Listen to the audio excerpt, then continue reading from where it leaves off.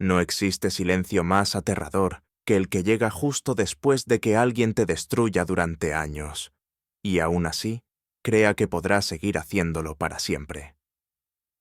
Eso fue lo que pensó Lucía Herrera cuando cerró la puerta del despacho, con el acta de divorcio todavía caliente entre sus dedos. Ese instante, ese pequeño clic de madera y metal, marcó el final de una vida, y el comienzo de otra tan inesperada que ni su exmarido podría haber imaginado en sus peores pesadillas. Antes de comenzar esta historia emocionante, comenta aquí abajo desde qué ciudad nos estás viendo y deja tu like para seguir acompañándonos.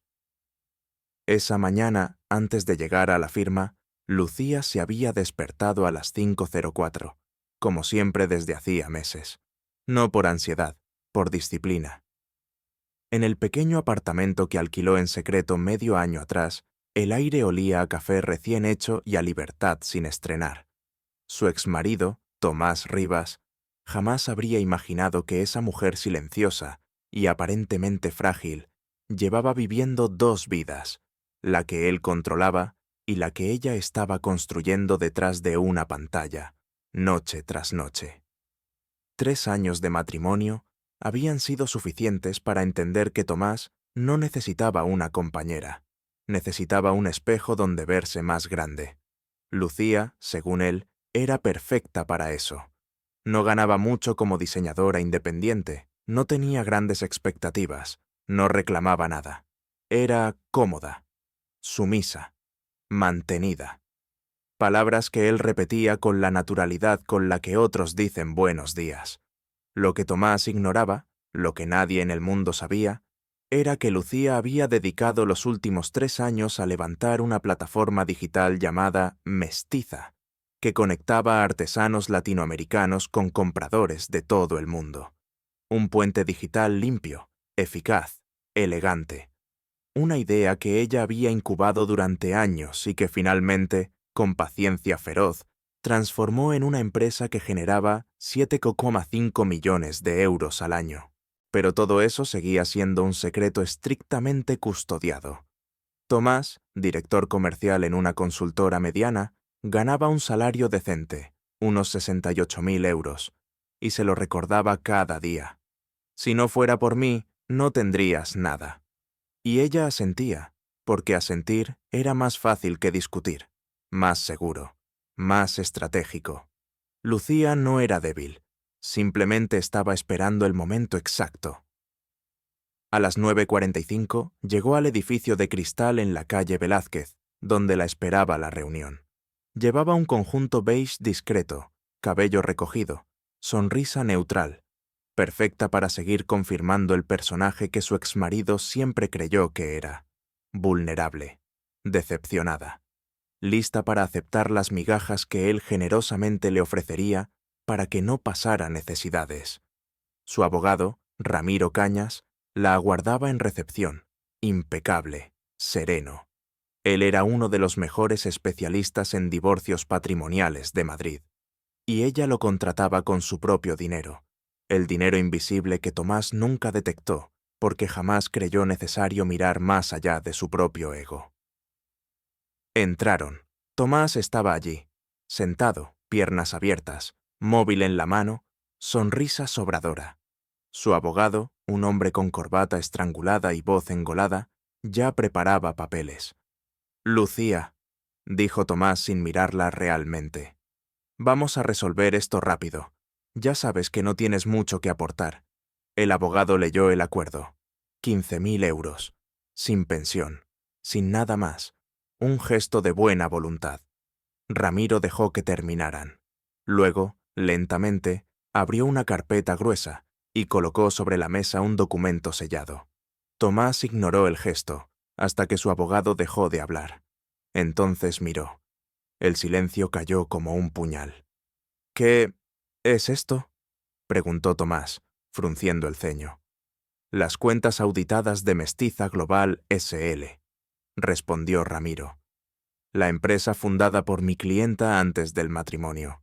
Facturación anual, 7,5 millones.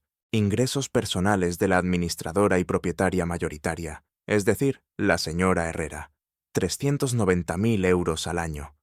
Tomás parpadeó como si el aire se hubiera vuelto demasiado pesado. «Eso es imposible», masculló. Ella no hace eso. Ella no sirve para... Parece que sí servía», interrumpió Ramiro, con voz suave. «Solo que usted jamás lo vio». Tomás se puso rojo, luego blanco, luego morado, en un espectáculo grotesco de incredulidad. Su abogado revisó los documentos, sudando. No encontró un solo agujero. Lucía observó todo en silencio. No necesitaba humillarlo. No era su estilo. El silencio siempre fue su arma más precisa. Al final, Tomás firmó con la mano temblorosa. Lucía también firmó, sin prisa, sin temblar. Cuando salió del despacho, el aire frío de noviembre la recibió como una bienvenida a su nueva vida. Y entonces la vio. Una limusina oscura, discreta, impecable. La ventanilla bajó. Adrián Soler, inversor tecnológico, multimillonario, el hombre que había creído en su proyecto desde el primer día y que llevaba 2 años esperando que ella fuera libre. «¿Te llevo?», preguntó con una calma que escondía un océano de alegría. Lucía asintió, subió, cerró la puerta. Era el comienzo. Si esta historia te está impactando y quieres que más personas la descubran, deja tu like ahora mismo y suscríbete al canal. El interior de la limusina olía a cuero nuevo y a ese tipo de silencio cómodo que solo existe entre 2 personas que ya se han elegido, aunque aún no lo hayan dicho en voz alta. Lucía se acomodó en el asiento, respirando hondo por primera vez en años. No había tensión en su cuello. No había ese peso invisible entre los omóplatos que llevaba tanto tiempo cargando. Solo la sensación inesperada de que el mundo, por fin, no se sostenía sobre sus hombros. Adrián Soler la observaba con una mezcla de orgullo y alivio. Su traje azul oscuro se ajustaba a su cuerpo atlético. Su mirada gris tenía ese brillo que nunca mostraba en público, y la manera en que la miraba no tenía nada que ver con negocios. Adrián nunca la había mirado como un proyecto, sino como una persona completa. «Hoy lo manejaste con una clase increíble», dijo él, sirviéndole una copa de agua con limón, no champán. «Creí que Tomás iba a desmayarse». Lucía rió suavemente, algo que no hacía desde hacía mucho tiempo. No quería humillarlo, no era necesario. Vivió tantos años convencido de ser superior, que la caída ya era suficiente. Adrián la miró fijamente. «No fue una caída», susurró. «Fue un espejo». Lucía bajó la mirada, sintiendo algo cálido expandirse en su pecho. Ese hombre, el que había estado allí en cada etapa silenciosa de su crecimiento, nunca había intentado salvarla, solo acompañarla hasta que pudiera salvarse sola. La limusina avanzaba por el paseo de la Castellana cuando Adrián habló de nuevo. «Han pasado 2 años desde que te conocí, Lucía, y durante 2 años he tenido que morderme la lengua cada vez que quería decirte que merecías mucho más de lo que recibías. Pero tú querías hacerlo a tu ritmo. Y yo esperé». Ella no respondió, no porque no quisiera, sino porque cada respuesta que se le ocurría parecía demasiado pequeña para todo lo que sentía. Así que dejó que el silencio hiciera su trabajo. Llegaron al restaurante ubicado en la planta 28 de un edificio moderno. La vista de Madrid por la noche era un lienzo de luces doradas flotando sobre la oscuridad. Entraron sin llamar la atención. Adrián tenía la discreción de un hombre acostumbrado al poder real, ese que no necesita ruido. El camarero los llevó a una mesa apartada junto a la cristalera. Cuando quedaron solos, Adrián tomó aire. «Lucía, quiero que disfrutes esta libertad», dijo. «No te estoy pidiendo nada, solo acompañarte si tú quieres». Ella lo miró. La ciudad, extendiéndose detrás de él, parecía un mapa del futuro que recién comenzaba a dibujar. «Adrián», comenzó a decir, pero él levantó la mano suavemente. «No te apresures. Has sido prisionera demasiado tiempo. No quiero convertirme en otra jaula. incluso si es dorada.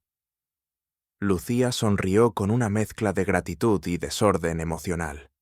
Ese cariño tranquilo era nuevo para ella, no el amor desesperado que había tenido con Tomás, ni el amor condicionado que siempre le exigía más. Esto era distinto, más lento, más seguro. La cena transcurrió entre conversaciones profundas, no solo de negocios, sino de sueños, cosas triviales, recuerdos de infancia. Adrián conocía a Lucía mejor que Tomás en 3 años de matrimonio, y eso era un golpe emocional difícil de ignorar. Al terminar, la acompañó hasta la puerta de su apartamento, y allí, bajo la luz tenue del portal, Adrián hizo algo que la desarmó completamente. No intentó besarla. En lugar de eso, tomó su mano, la llevó a su pecho y dijo: «Estaré aquí cuando estés lista, no antes». La soltó, y se fue. Los días siguientes fueron un huracán de cambios. El equipo de Mestiza creció de 8 a 18 personas. Lucía firmó un acuerdo con una firma estadounidense que proyectaba duplicar la facturación en menos de un año. Su calendario se llenó de reuniones estratégicas, entrevistas, colaboraciones. Ella siempre había sido brillante, pero ahora brillaba sin permiso, sin miedo, sin tener que pedir perdón por ocupar espacio. Y entonces, como una sombra que vuelve cuando huele luz, Tomás reapareció. Fue un jueves por la tarde. Lucía estaba revisando un informe cuando la puerta de cristal de su oficina se abrió de golpe. El equipo se sobresaltó. Tomás, sin pedir permiso, entró. Más delgado, con ojeras profundas, traje arrugado. El cristal reflejó su figura, y ella notó algo distinto. Ya no parecía grande, parecía pequeño, encogido. «Lucía, tenemos que hablar», dijo él, sin la arrogancia habitual, pero tampoco con humildad, más bien con desesperación. Ella levantó la mirada, manteniendo la calma. «No tienes permiso para estar aquí», respondió. «Solo escúchame», insistió él. «Cometí un error. No debí firmar así. No debí dejarte ir. Era un mal momento para mí. Estaba estresado, confundido. Y tú estabas fría, distante. No eras tú». Lucía lo observó con una serenidad que a él le resultaba insoportable. «¿Qué ha cambiado, Tomás?», preguntó suavemente. «¿Por qué ahora sí quieres hablar?». Tomás abrió la boca, pero ninguna mentira sonó lo bastante convincente en su propia cabeza. Y entonces ocurrió algo que ella nunca olvidaría. Por primera vez vio la verdad en sus ojos. No era amor, era pérdida. Pérdida de control, pérdida de estatus, pérdida de algo que él creía suyo. «Lucía, eres importante para mí», dijo él, pero su voz temblaba. «Podemos intentarlo de nuevo. Podemos...». Ella lo interrumpió. «No, Tomás, no podemos». Hubo un silencio denso. Luego Lucía añadió: «Y te diré algo más. Cuando alguien te trata bien solo después de descubrir cuánto vales, nunca te quiso de verdad». Tomás tragó saliva. Sus manos temblaban. Ella llamó a seguridad. No gritó, no se alteró. Solo dijo: «Acompañen al señor Rivas a la salida, por favor».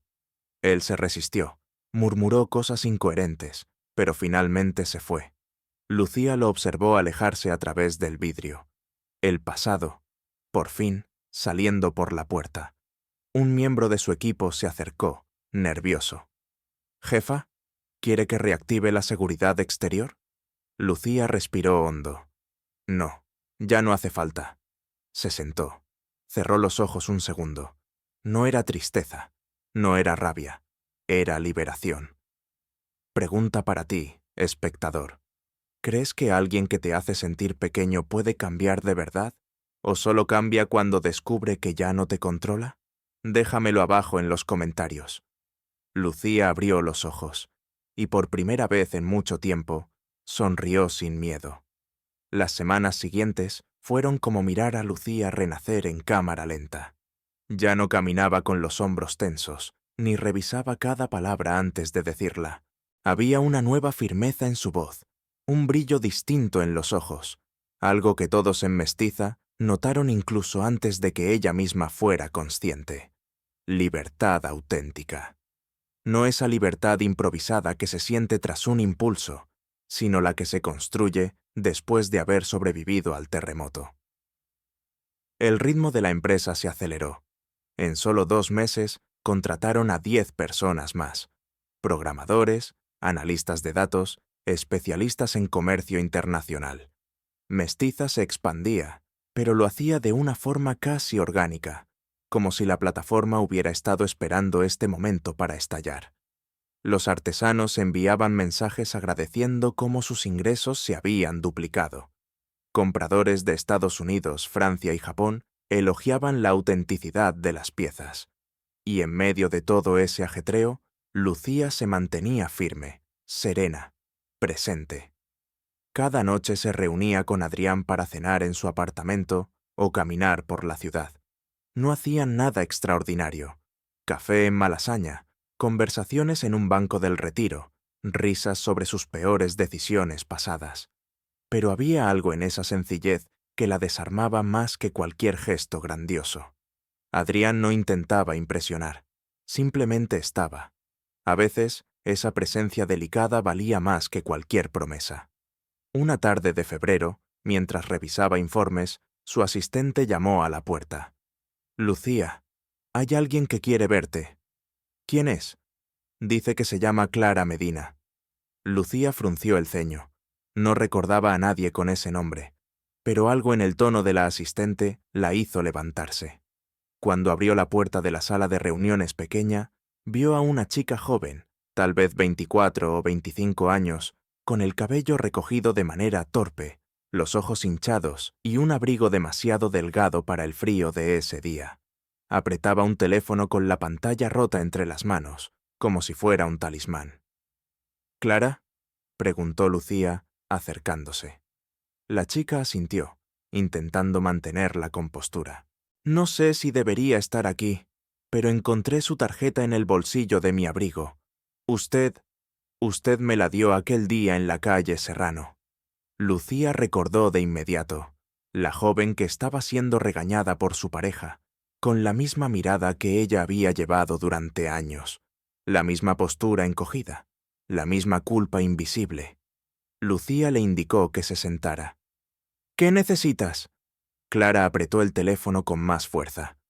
«No sé por dónde empezar. Creo que estoy viviendo lo mismo que usted vivió». Lucía se sentó frente a ella. No interrumpió. No dio consejos prematuros. Solo escuchó. Clara comenzó a hablar, primero con miedo, luego con vergüenza, luego con una mezcla de rabia y desesperación. Su pareja, Víctor, un hombre 10 años mayor, la hacía sentir pequeña cada día. La corregía por todo. Cómo hablaba, cómo vestía, cómo respiraba. La aislaba de sus amigos, le hacía creer que nadie más la quería. Y ella había empezado a pensarlo también. «Yo pensaba que el problema era yo», dijo Clara con un temblor en la voz. «Pensaba que no era suficiente, que si me esforzaba un poco más, él estaría feliz». Lucía sintió un nudo en la garganta. Ese eco del pasado aún dolía, aunque la herida estuviera cerrada. «No es tu culpa», dijo Lucía con suavidad. «Nunca lo fue». Clara levantó la vista. Sus ojos estaban llenos de lágrimas, pero también de algo más, hambre de respuestas. «¿Cómo saliste?», preguntó ella. «¿Cómo conseguiste escapar?». Lucía sostuvo su mirada. «No escapé. Construí una salida, día a día, en silencio.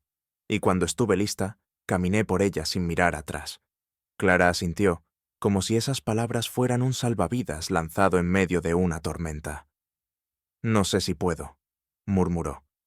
«Claro que puedes», respondió Lucía.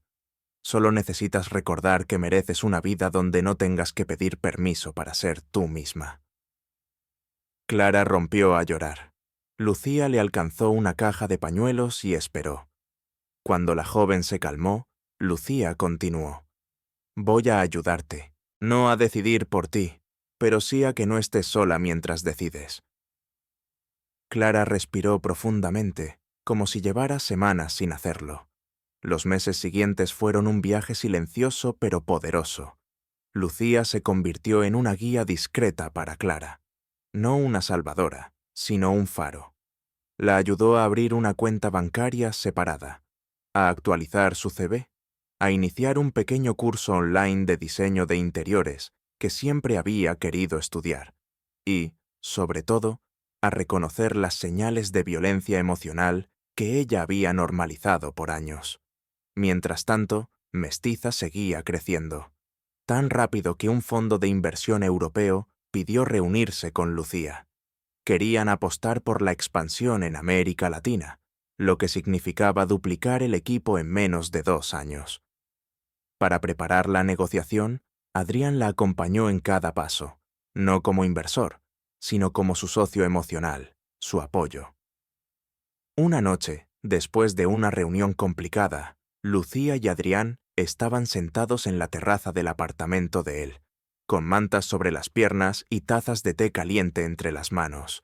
La ciudad brillaba abajo como un océano dorado. «A veces me sorprende todo lo que estás logrando», dijo Adrián.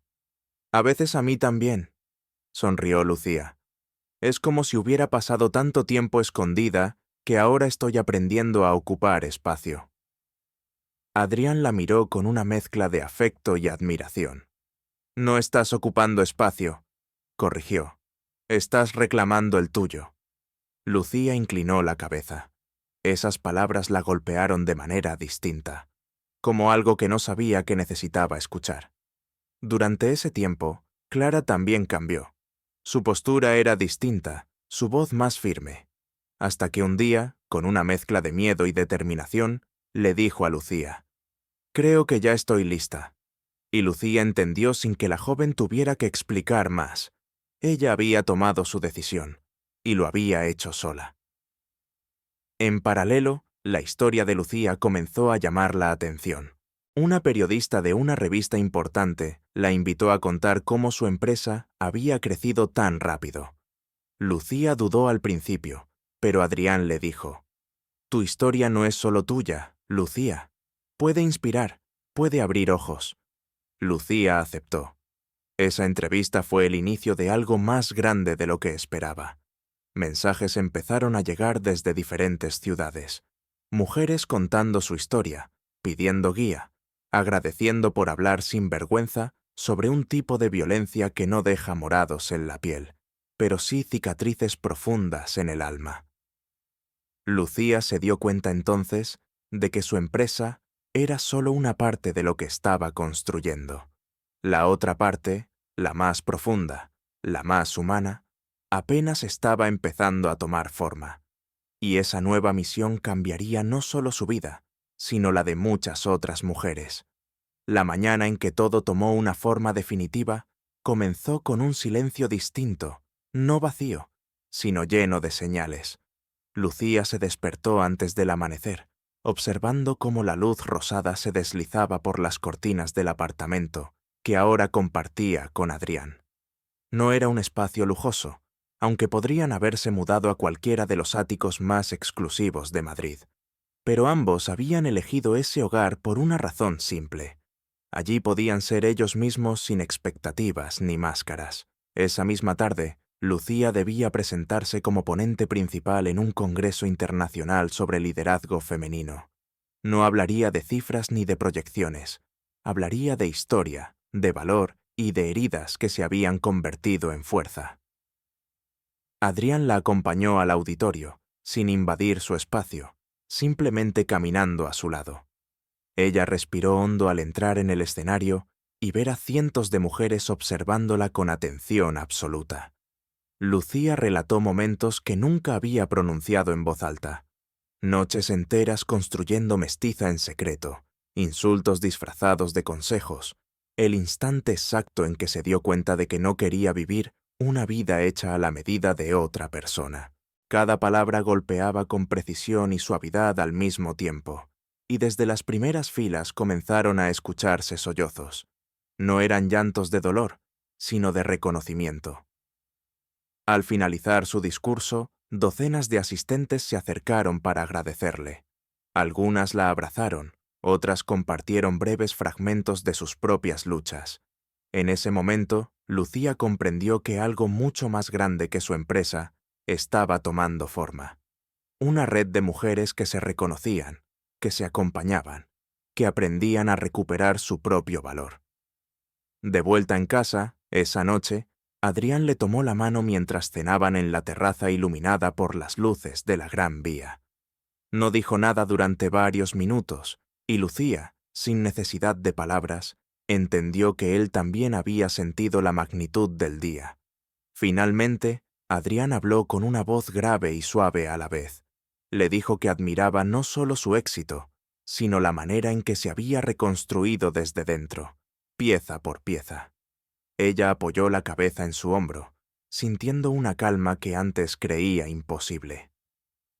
Más tarde, mientras guardaban los platos, Lucía recordó fugazmente a Tomás, no con rencor ni nostalgia, sino como quien observa una sombra que ya no significa nada. Su vida había cambiado de raíz porque ella había decidido cambiarla. Su libertad ya no dependía de romper cadenas, sino de elegir cada día no volver a ponérselas. Antes de dormir, Lucía se asomó a la ventana. Madrid brillaba bajo la noche clara, llena de caminos posibles, y ella, por primera vez en muchos años, se sintió exactamente donde debía estar, no por destino, sino por decisión, por valor, por convicción. Si esta historia te inspiró o te acompañó, deja tu like y suscríbete para no perderte las próximas que estamos preparando para ti.